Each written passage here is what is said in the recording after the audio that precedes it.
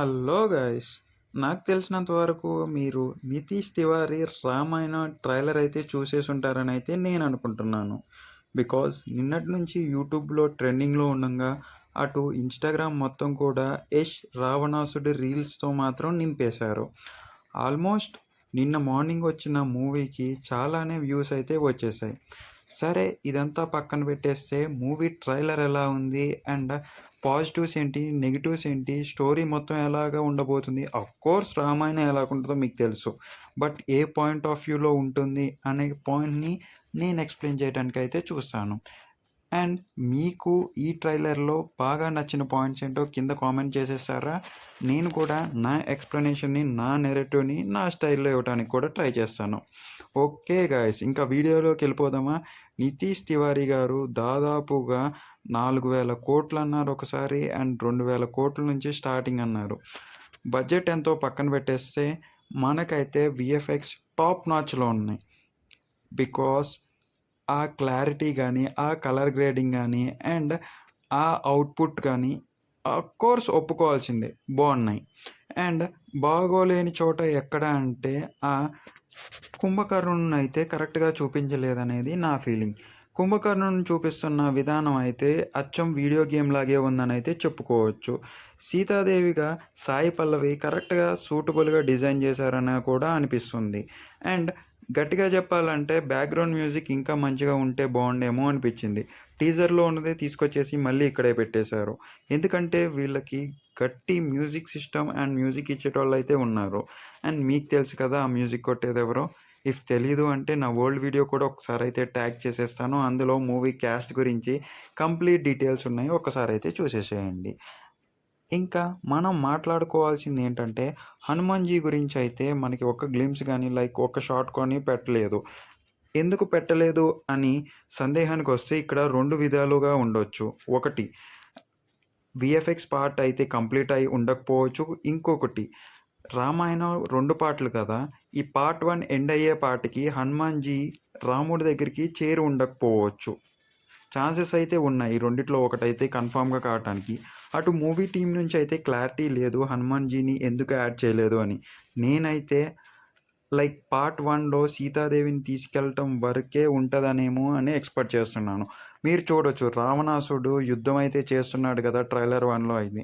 రావణాసుడు రామాయణం బేస్ చేసుకొని చూస్తే చాలా యుద్ధాలే చేశాడు. అందులో ఒక భీకర యుద్ధమే దేవల దేవత రాజ్యాలకి అన్నిటికి రాజుడైన ఇంద్రుడి మీద యుద్ధం చేసి అటు ఇంద్రలోకమైన స్వర్గాన్ని చేదెక్కించుకోవాలి అన్న టైంలో రావణాసుడు అందరి మీద యుద్ధం అయితే చేశాడు. దేవతల మీద చేసిన భీకర యుద్ధం ఈ సినిమాలో తీశారేమో అని అనిపిస్తుంది.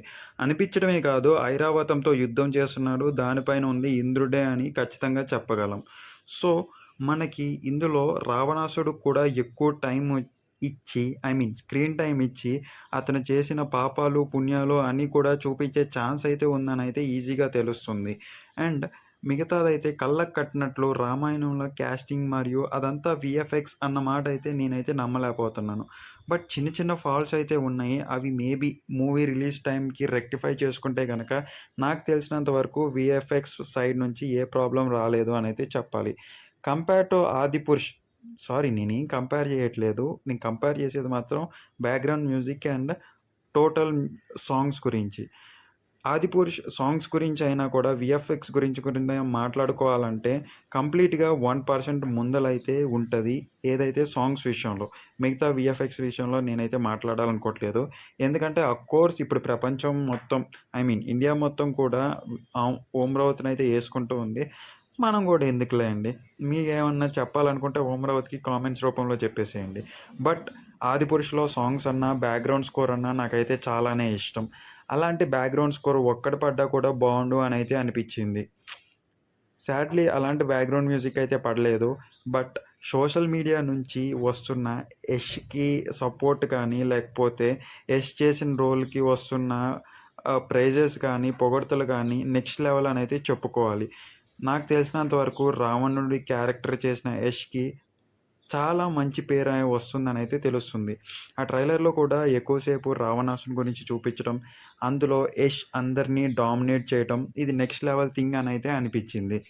మేబీ మూవీ సక్సెస్ అయ్యాక కూడా యష్‌కి బెస్ట్ పెర్ఫార్మన్స్ అవార్డొచ్చినా కూడా ఆశ్చర్యం లేదని కూడా చెప్పుకోవచ్చు.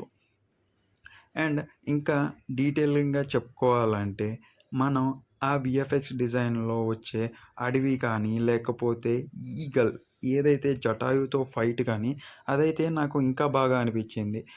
డి పుష్పక విమానం అయితే నాకు 'ఆదిపురుషులో' చూసాక ఆ బల్లి కాదు దాన్నేమంటారు? గబ్బిలం చూసాక, ఈ పుష్పక విమానం చూస్తుంటే వావ్! అనిపించింది. వాడేశారండి. వీఎఫ్ఎక్స్‌నైతే బానే వాడుకున్నారైతే అనైతే చెప్పాలి. ఒక డిస్క్లైమర్ నేనేమని ఇవ్వాలనుకుంటున్నానంటే, రాజమౌళితో పోల్చకండి ఈ వీఎఫ్ఎక్స్‌ని వాడుకోవటంలో. ఎవరి స్టైల్‌లో వాళ్ళైతే చేశారో, దయచేసి అయితే రాజమౌళి గారితో అయితే పోల్చొద్దనైతే నా చిన్న ఒపీనియన్. సరే ఇంక మీ ఇష్టం నేనైతే చెప్పలేననుకోండి. బట్ బావుంది. ఆ ఈగల్ ఫైట్ గానీ, అండ్ ఆ పుష్పక విమానం గానీ, అక్కడే నేను ఇంకో పాయింట్ అయితే యేసేస్తాను 'నితీష్ తివారీ రామాయణానికి'.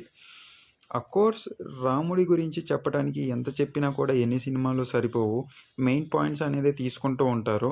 బట్ 2 పార్ట్స్ కింద తీస్తున్నారు కాబట్టి అఫ్‌కోర్స్ చాలా మంచిగా ఉండాలనైతే కోరుకుంటున్నాను. ఎందుకంటే ఫస్ట్ పార్ట్ బావుంటేనే సెకండ్ పార్ట్‌కయితే ఎళ్తారు. దీనికి అన్నిటిలాగా సస్పెన్షన్ క్రియేట్ చేయటం గానీ, లేకపోతే ఇంకేదో లాజిక్‌ని తీసుకొచ్చి పెట్టడం గానీ కుదరదు. ఎందుకంటే రామాయణం చూడాలి అంటే మీ విజువల్స్ బావుండాలి, మీ డెలివరీ బావుంటేనే సెకండ్ హాఫ్ అనైతే చూస్తారు. ఎందుకంటే ఎప్పుడూ తెలిసిన కథ అయినా కూడా ఇంకొకసారి చూస్తారంటే ఆ డైరెక్టర్ తీసిన కొత్తదనం అండ్ డైరెక్షన్ పరిచయం చేసే ఆ కొత్త విజువల్స్ కోసం, ఆ స్క్రీన్ ప్లే కోసం అందరూ అనైతే చూస్తారు. సో, ఇదైతే నెక్స్ట్ వచ్చేసి సోనీ వాళ్ళు తీసుకున్నారు కాబట్టి 3డీ ఎక్స్‌పీరియన్స్‌లో బానే ఉంటదనైతే నా ఒపీనియన్. సో, మీ ఒపీనియన్ కూడా కింద కామెంట్స్ చేసేయండి. చూద్దాం ఎలా ఉంటదో. సో, ఇలా అయితే నేనైతే రివ్యూ ఇచ్చేద్దాం అనుకుంటున్నాను. నెక్స్ట్ మీకొక వీడియో కావాలి అంటే 'ఆదిపురుష్‌ని' అండ్ ఈ 'నితీష్ తివారీ రామాయణాన్ని' ఒకసారి కంపేర్ చేయాలి అని మీకు అనిపిస్తే కింద నన్నైతే కామెంట్స్‌లో అడిగేయండి. నేనైతే చేసేస్తాను. ఈ వీడియో ముగించే ముందుల ఒక్క మాటైతే చెప్తాను. కింద డిస్క్రిప్షన్‌లో మన వాట్సాప్ మరియు టెలిగ్రామ్ ఛానెల్ ఉన్నాయి. ఒక్కసారైతే జాయిన్ అయిపోండి. మన వాట్సాప్ ఛానెల్‌లో హెల్త్ రిలేటెడ్ కంటెంట్ అయితే డైలీ అప్డేట్ చేస్తూ ఉంటాను. ఒకసారైతే చెక్ చేసుకోండి. అందరూ హ్యాపీగా చూస్తారనైతే అనుకుంటున్నాను. టెలిగ్రామ్ ఛానెల్ అయితే అమెజాన్, ఫ్లిప్‌కార్ట్, మింత్రా నుంచి వచ్చే డీల్స్ ప్రతిదీ కూడా ప్రతి నిమిషం, ప్రతి గంట అప్డేట్ అయితూనే ఉంటాయి. మీ బడ్జెట్ ఏదైనా సరే మీరు ఎక్స్‌పెక్టేషన్ చేసిన దానికన్నా తక్కువకే ఆ ప్రోడక్ట్ వస్తది మన టెలిగ్రామ్ ఛానెల్‌లో. సో, మన టెలిగ్రామ్ ఛానెల్‌లో జాయిన్ అవ్వటం మాత్రం మిస్ అవ్వకండి. ఎందుకంటే అది మనందరి కోసం క్రియేట్ చేసింది కాబట్టి. సో, అంతే గైస్ ఇంతటితో వీడియో అయితే ముగించాలనుకుంటున్నాను. మన ఛానెల్‌ని ఇలాగే సబ్స్క్రైబ్ చేస్తూ ఉండి సపోర్ట్ చేస్తూ ఉంటారని అయితే కోరుకుంటున్నాను. అంతే guys keep watching mike and talks. వీలు కుదిరితే మన వీడియోని వాట్సాప్ స్టేటస్‌ల్లోనూ, ఇన్‌స్టాగ్రామ్ స్టోరీలోనూ పోస్ట్ చేస్తారని అయితే కోరుకుంటున్నాను. సో, మీ సైడ్ నుంచి నాకు కావాల్సిన సపోర్ట్ అయితే ఎప్పుడూ ఇస్తూనే ఉన్నాను. నేను మీకు కావాల్సిన కంటెంట్ అయితే తీసుకొస్తూనే ఉంటాను.